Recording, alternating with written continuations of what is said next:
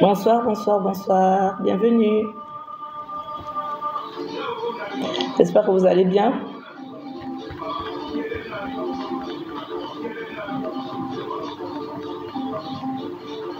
Maintenant, on va discuter un peu quelques minutes avant de se séparer. Bonsoir, Bouété, comment tu vas? Maintenant, on va un peu parler d'une question importante. Parce que beaucoup, là, se perdent avec l'histoire de l'initiation. J'espère que vous allez bien, que la journée, ça a été.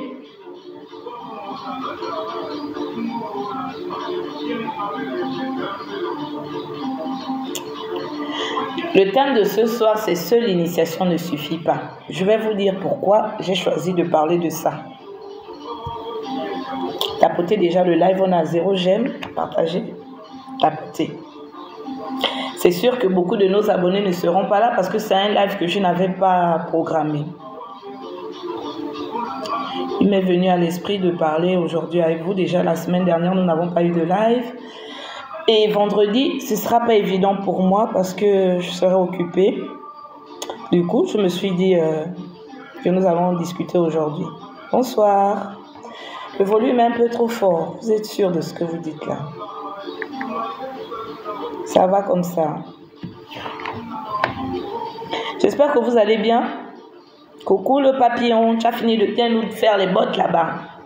C'est que moi j'aime te voir danser. Oui, lumière, ça fait longtemps. Justement, je me disais que si je la peine là. Attendez d'abord, s'il vous plaît. Il y a quelqu'un qui veut monter. Ça fait longtemps, justement, je me suis dit bonsoir, bonsoir Sylvana. Ah, c'est fini, hein. Continue de danser. Oh, nous, on aime quand tu nous partages ta bonne humeur. C'est beaucoup d'énergie positive que tu nous envoies avec tes beaux pas de danse. Je t'encourage d'ailleurs. C'est très bien. Comme je t'ai dit dans ton live là-bas, tout le monde ne peut pas tout faire. Un seul doigt ne lave pas la figure. Il y en a qui dansent, il y en a qui chantent, il y en a qui enseignent, il y en a qui préservent autrement. C'est déjà ça. Ce qui est mauvais, c'est d'avoir quelque chose et de l'étouffer. Alors, aujourd'hui, je vous ai dit, je voulais parler d'une question. L'initiation seule ne suffit pas. Pourquoi est-ce que j'ai choisi ce thème-là? Je l'ai choisi parce que j'ai constaté que beaucoup se disent que en allant s'initier, c'est le seul moyen pour eux de régler leurs problèmes. On va souvent à l'initiation par l'appel, par une situation qui nous dépasse, par une maladie ou simplement par curiosité. Oui, parce qu'il y en a qui sont soucieux de connaître et ils vont à l'initiation pour la découverte, justement. Donc, vous voyez que toutes ces questions-là, tous ces motifs par lesquels nous découvrons ce chemin-là, ne suffit pas simplement pour régler tous nos problèmes. Oui, l'initiation fait une part. Déjà, lorsque nous allons nous initier, forcément, nous allons à la rencontre de nous-mêmes, nous nous découvrons et nous réglons certaines questions qui étaient là. Mais nous ne réglons pas tous nos problèmes. Moi, je veux dire même à ceux-là qui pensent que l'initiation règle les problèmes, que c'est par là que tout commence. C'est par l'initiation que tout commence. Il est important pour chaque personne qui aspire à l'initiation de comprendre que l'initiation n'est pas un jeu, comme je le dis souvent. Et qu'en allant à l'initiation, nous commençons un chemin. Et ce chemin-là, c'est nous qui avons la faculté de l'ouvrir et de le grandir afin que nous puissions nous découvrir et grandir aussi avec tout ce que nous avons rapporté de l'initiation. Donc vraiment, ne pensons pas que c'est parce que j'ai... Aïe, Weka et Luciole. C'est pas parce que je peux peut-être aller à l'initiation que j'ai découvert là-bas du potentiel que j'ai découvert là-bas des dons que je me dis qu'en revenant de l'initiation, vu que j'ai découvert ces dons-là, vu que j'ai fait la rencontre avec mon double, vu que j'ai fait la rencontre avec mon ancestralité, cela sous-entend que tout ce que j'ai vu comme magnifique, chose là-bas, en arrivant, en revenant dans notre univers ici, ça sous-entend que tout est déjà réglé. Non. Je vous assure que non. Et bonsoir Francis, comment tu vas? Ça fait longtemps Francis. On a un rendez-vous qui n'est pas... Il faudrait qu'on se voie. Et d'ailleurs, bientôt je dois me déplacer, mais je souhaiterais quand même qu'on le fasse avant. Je t'avais dit que je voulais te parler de quelque chose. Comment savoir qu'on doit faire l'initiation? Je vous ai dit la dernière fois que l'initiation, c'est... on ressent un appel.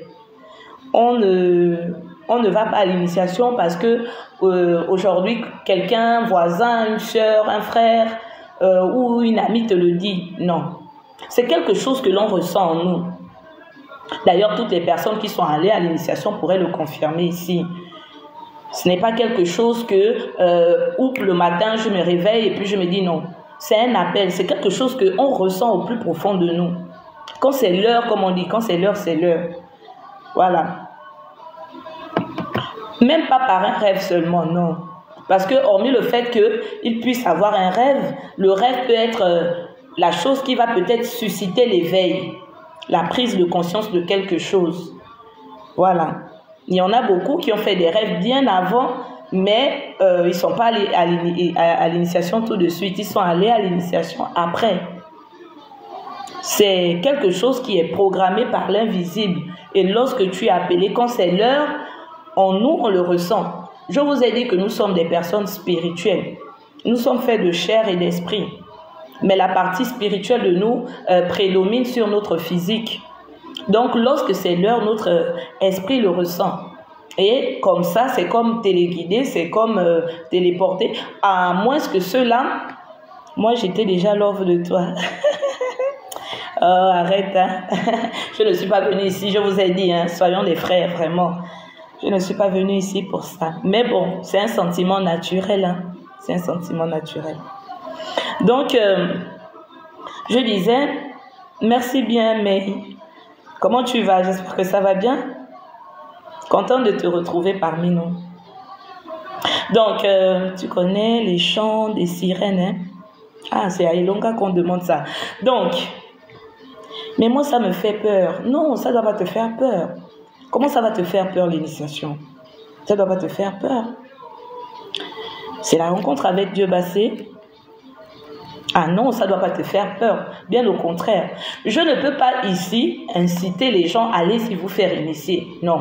Comme je le dis, c'est quelque chose que chacun a à son heure. Il y a des personnes qui sont là, qui ne vont pas le vivre dans cette existence-là. Donc, de dire à quelqu'un que va te faire initier, ce serait tromper l'autre. Moi, je fais partie, non, mais jamais moi sans tout cet univers-là. Parce que cet univers-là, c'est moi avec, c'est ce qui fait ma personne. Vraiment. Donc, je voulais dire aux gens ici, à mes frères, à mes sœurs derrière, que soyez prêts. Vraiment, soyez prêts. Lorsque vous vous dites que vous commencez à emboîter le pas de cet univers initiatique-là, il faudrait déjà être prêt. Prêt à quoi? Prêt à changer, prêt à faire des sacrifices, prêt à ne plus faire certaines choses que vous avez l'habitude de faire, prêt à ne plus vivre simplement par nos désirs, prêt à beaucoup méditer. Vraiment, c'est tout un palmarès de concessions à faire autour parce que nous devenons une nouvelle personne. Et cet univers que nous allons découvrir est régi par des lois. C'est pour cela, je vous ai dit que c'est encore plus compliqué. Vraiment, il faudrait le dire à certaines personnes. Beaucoup pensent que l'initiation, c'est un jeu. Beaucoup pensent que l'initiation, c'est comme on dit maintenant aujourd'hui, beaucoup pensent que c'est le buzz. Beaucoup penseraient que c'est la seule manière pour eux d'aller trouver une solution à leurs problèmes et puis après ça, on s'en débarrasse. Je suis bien désolée. Il faudrait vraiment que lorsque quelqu'un se lève et qu'il se dise que je vais à l'initiation, il soit prêt psychologiquement, mentalement. Sa condition quotidienne va être changée. Parce que en vérité, il ne vit pas pour lui. En vérité, il se découvre, en vérité, il découvre un monde.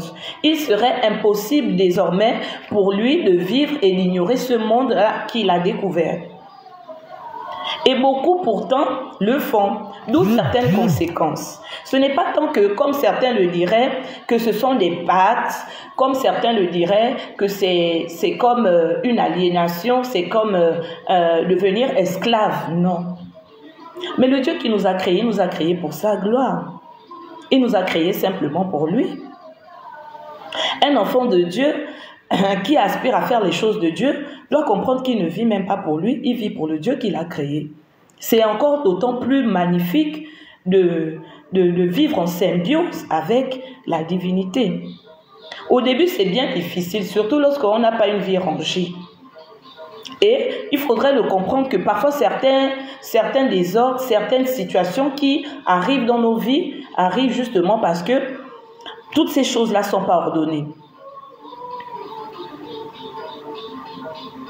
Le rôle de l'initiation est de nous élever spirituellement pour porter des fruits pour tout le monde, d'accord. Mais justement, nous initions, lorsque nous nous initions, nous sommes intronisés. Parce que véritablement, qui est appelé initié? Beaucoup emploient le mot initié sans pour autant comprendre le fond véritable de ce mot-là. Oui, à la découverte, nous sommes intronisés par un rite, par une façon ou une autre. Mais le vrai initié est celui qui prend désormais conscience de son cheminement et qui commence à le faire volontairement. C'est-à-dire que il ne peut plus avoir une vie comme celle qu'il avait avant. Il va apprendre à découvrir son univers, il va apprendre à se connaître au quotidien, il va apprendre à être à l'écoute de sa personne, être à l'écoute de l'univers qui l'entoure. Il y a des personnes qui vont à l'initiation, au sortir de l'initiation, c'est fini. Vous les revoyez que pendant les veillées ou lorsqu'ils retraversent encore une situation difficile de leur vie. Souvent même certaines choses se corsent après l'initiation. Certains qui ne comprendraient pas diraient que c'était un raté. Vous savez, l'univers parfois nous éprouve aussi. Passer d'un stade à un autre demande aussi des épreuves. Et si nous n'avons pas la capacité de comprendre parfois que nous passons là une épreuve, on va se dire que le ciel nous a abandonnés, le ciel nous est tombé sur la tête. C'est Arnaud Rodrigue. Bonsoir. Est-ce que vous... Oh là là. Non, je préfère dire non. Je disais ici que il y a plusieurs... Il y a des personnes qui ont plusieurs couleurs. Ma spécificité ici n'est pas d'interpréter les rêves. Il m'arrive d'interpréter les rêves. Je connais certains signaux, mais je ne voudrais pas m'aventurer à dire que c'est mon couloir. Au risque peut-être de vous tromper ou d'avoir des questions tout le temps là-dessus. Voilà. J'ose espérer, Francisca, que je t'ai répondu. Parce que la question de spiritualité, la question de Dieu est très vaste. Elle est très vaste. Et moi, j'ai pour habitude de dire aux gens que je reconnais ma limite parce que je ne suis pas Dieu. Je reconnais ma limite. J'ai compris toutes ces vérités que la spiritualité africaine est l'essence de nos vies passées. Pas seulement la spiritualité africaine, hein. Nous sommes aussi dans un berceau où nous avons des richesses et des richesses, mais la question de Dieu n'est pas limitée. Arrêter la spiritualité dans l'ordre seulement de l'Africain c'est limiter Dieu. Dieu, il ne faut pas le limiter. On peut parler spiritualité lorsqu'on est européen, on peut parler spiritualité lorsqu'on est africain, et j'en passe. Nous sommes des créatures de Dieu. Tout être que Dieu a créé, tout être humain que Dieu a créé a la capacité de parler des choses, des questions de Dieu. En fait, tu ne limites pas Dieu, mais je disais que parler de spiritualité et la filer uniquement à l'Africain, ce serait quand même limiter la question. Dieu est universel. Spiritualité est universelle. C'est dans ce sens-là que je le disais, Arnaud. Donc, excusez-moi, je disais ici que, je ne sais pas si pour moi vous comprenez ce que je voulais par ce thème-là, essayer de surlever ici, susciter ici, cette interrogation-là, interpeller ici, conscientiser certains ici. Il manque beaucoup d'enseignements dans nos rites. Ce n'est pas tant qu'ils ne sont pas riches, ils sont vastement riches. Mais beaucoup manquent d'enseignement, beaucoup manquent d'édification, beaucoup manquent de cette, je vais dire, de cette bibliothèque-là pour pouvoir les éclairer. Et c'est souvent ceux-là qui sont mal éclairés, qui sont mal édifiés, qui ont souvent tendance à tomber. Vraiment.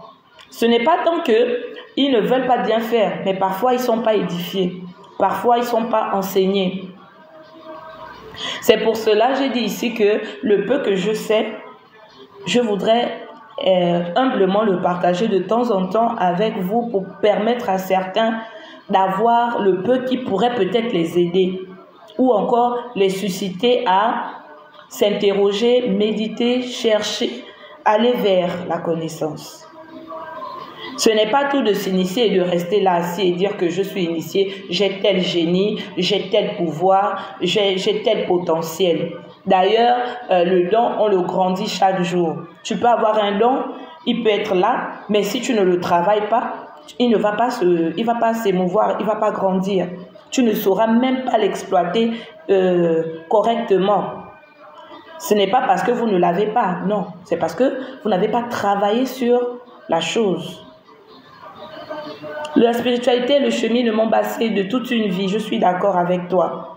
C'est vraiment toute une vie. En fait, lorsqu'on commence, quand on commence, on ne doit plus s'arrêter. Je t'en prie, Emilov. Lorsqu'on commence, on ne doit plus s'arrêter. Voilà. C'est quelque chose que, c'est comme je dis souvent, c'est une flamme que l'on a allumée et qui se doit d'être entretenue. On ne peut pas aller allumer cette flamme-là et puis la laisser là, mourir, s'éteindre. Non. Cette flamme-là doit toujours être nourrie. Cette flamme-là doit toujours être entretenue. On doit toujours avoir l'envie de parler des choses de Dieu, méditer, chercher, pratiquer la chose de Dieu en nous. Et la vivre au quotidien, dans notre quotidien. C'est une vie qui demande beaucoup de c'est une vie qui demande beaucoup de sacrifice et de discipline. Ce que j'aime beaucoup dans ça, c'est la discipline, le mot discipline. Justement, d'ailleurs on dit, le banshee c'est un nouveau-né. C'est un nouveau-né. Est-ce qu'un nouveau-né, il grandit tout seul? Il a des aptitudes lorsqu'il naît, mais on l'emmène à connaître la vie. Il grandit avant de le lâcher. Et justement, chez nous, dans nos traditions bantou, on dit que celui qui veut la connaissance du sage doit aller vers le sage. Mais je constate aujourd'hui que beaucoup d'initiés se plaignent de ne pas avoir la connaissance, mais ne font même pas le pas d'aller vers les vieux, vers les anciens. Un ancien n'est pas forcément quelqu'un qui a des cheveux blancs. Un ancien n'est pas forcément un vieillard. Si tu as la chance d'avoir un vieillard qui peut te donner des enseignements, n'hésite pas. En dehors du fait que dans ton temple, dans ta famille, dans tes amis, autour, là aujourd'hui, il y a un village qui se crée dans les réseaux sociaux. Ce qui est mauvais aujourd'hui, c'est parce que nous n'utilisons pas les réseaux sociaux dans le bon sens.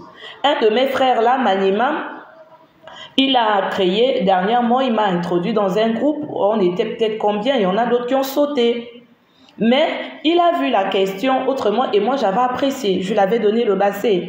Pourquoi? Parce que même entre nous initiés, même entre nous qui faisons déjà le pas vers les réseaux sociaux de venir édifier certains, nous pouvons aussi entretenir ensemble de temps en temps des échanges entre nous initiés. Ça pourrait nous permettre de encore grandir davantage. Ça pourrait nous permettre encore d'apprendre aussi davantage des autres. On ne pourrait pas se suffire seul. Moi d'ailleurs, quand je peux, j'apprécie. Moi je dis, je like, j'apprécie, je suis les lives de certains. Parce que j'estime que c'est enrichissant. Donc, vraiment, mais quel est le rôle du père, de la mère spirituelle? Émile Hoff, on est en train de parler du nouvel initié. Je disais ici que le nouvel initié a le devoir de marcher, ramper d'abord, se lever, marcher avant de gambader. Et normalement, quand on parle de spiritualité africaine, on te dira, tu ne connais pas Dieu, c'est diabolique. C'est ceux qui ne savent pas. C'est pour ceux qui... Beaucoup ignorent, hein. Vraiment, Arnaud, beaucoup ignorent. Beaucoup disent être initiés, mais ils sont encore limités. Il y en a qui ne pratiquent vraiment pas la spiritualité dans son sens véritable. On ne peut pas parler de tradition africaine réellement dans nos rites et coutumes et dire que c'est diabolique. Celui qui a expérimenté cet univers sait que il s'agit purement de la question de Dieu là-dedans. Moi aujourd'hui, ce dont je vous parle aujourd'hui, j'ai fait la découverte d'abord lors de mon voyage. Je me suis découverte dans mon voyage. J'ai pris connaissance des aptitudes que j'ai dans mon voyage. Et avec l'amour qui m'a émerveillée, tout ce qui m'a émerveillée, je me suis dit, mais c'est tellement beau, c'est tellement grand. Et j'ai dit, il faut que je continue de grandir dans cet élan-là. Je ne me suis pas arrêtée. Voilà. Nous aimons regarder la question de Dieu qu'avec le blanc. Et c'est vraiment dommage. Pourquoi est-ce que quelqu'un qui est même déjà de peau noire va d'abord aimer ce que l'autre fait? On ne dit pas de ne pas aimer, mais on ne peut pas ne pas s'aimer d'abord soi-même. C'est quand même contradictoire. Aujourd'hui, vous remarquerez avec moi, pour ceux qui cherchent aussi, que la vérité ne fait que prendre le dessus. Hein. Tout ce qui avait été camouflé ne fait que prendre véritablement l'ascension vers un autre élan. On commence à découvrir des vérités qui ont longtemps été étouffées. Et ceux-là qui avaient toujours pointé du doigt l'Africain, qui avaient toujours diabolisé l'Africain, je pense que dans bientôt, ils vont être assez déçus de ce qu'ils vont découvrir chaque jour. Je me demande bien maintenant la position que ces personnes-là auront. Voilà. Donc, vraiment, la question de l'initiation, quand je parle